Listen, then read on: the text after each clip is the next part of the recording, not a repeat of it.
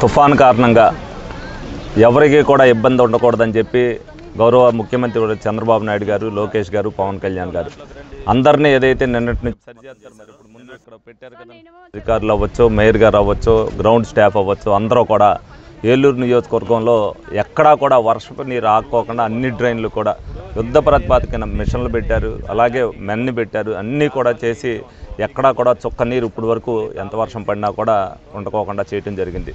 మరి ఏదైతే తుఫాను పొద్దున్నే నుంచి ఏదైతే ఈస్ట్ గోదావరిలో ఉధృత రూపం దాల్చిందో దానిలో భాగంగానే మనకి 8 గంటల కాడి నుంచి కొద్దిగా వర్షం ఎక్కువ ఉండొచ్చు, ఈదురుగాలు ఉండొచ్చు.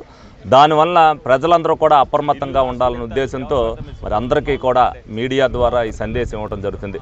ప్రజలు ఎవరో కూడా 7 దాటిన కాడి నుంచి ఎవరో కూడా ఇంట్లో నుంచి బయటికి రావద్దు. రాత్రి అందరూ కూడా ఏదైతే వర్షం బాగా అధికంగా ఉంటుందో, గాలి ఎవరైతే ఉన్నారో కొద్దిగా ఇబ్బందికరం ఉన్న పరిస్థితిలో ఉన్న ఏదైతే ఫ్యామిలీలు ఉన్నాయో వాళ్ళందరినీ కూడా 3 పునరావాస కేంద్రాలకి మార్చడం జరిగింది. ఇంకా ఎవరైనా కూడా ఇబ్బందికరంగా మా ఇంట్లో ఉండడానికి ఇబ్బంది అని అనుకుంటే దగ్గరలోనే పునరావాస కేంద్రాలు ఎక్కడెక్కడ ఏర్పాటు చేశారనేది మీడియా ద్వారా తెలియజేయడం జరిగింది. అక్కడికి వెళ్ళవలసిందిగా వాళ్ళందరినీ కూడా కోరుకోవడం జరుగుతుంది.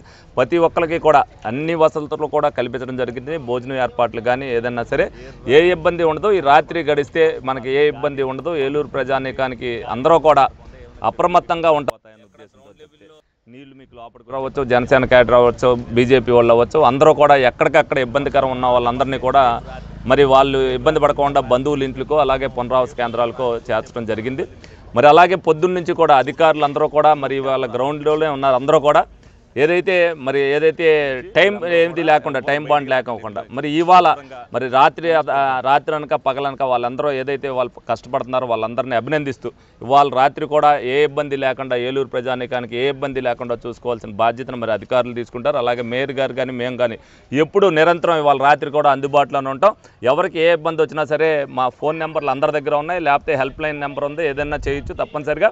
అలాగే హోర్డింగ్లకు సంబంధించి కూడా వాళ్ళ ఇయ్యాలి అనేది లేదు. ఏదైతే ఫ్లెక్స్లు ఉన్నాయనుకుంటారో అవన్నీ కూడా ఊడిపోతాయనే ఉద్దేశంతో తెలుగుదేశం వాళ్ళు అవ్వచ్చు, బీజేపీ వాళ్ళు అవ్వచ్చు, అలాగే అడ్వర్టైజ్మెంట్లకు పెట్టిన వాళ్ళు అవ్వచ్చు, అన్నీ కూడా మరి అధికారుల చేత తొలగింపబడటం చేసింది. ఎందుకంటే ఏదైనా పడినప్పుడు అందుకనే ఎట్టి పరిస్థితుల్లో కూడా ఏలూరులో ఒక్క ప్రాణం కూడా పోకూడదన్న ఉద్దేశంతో మరి ఆ చర్యలు కూడా తీసుకోవడం జరిగింది. ప్రజలందరూ కూడా సహకరించాలి.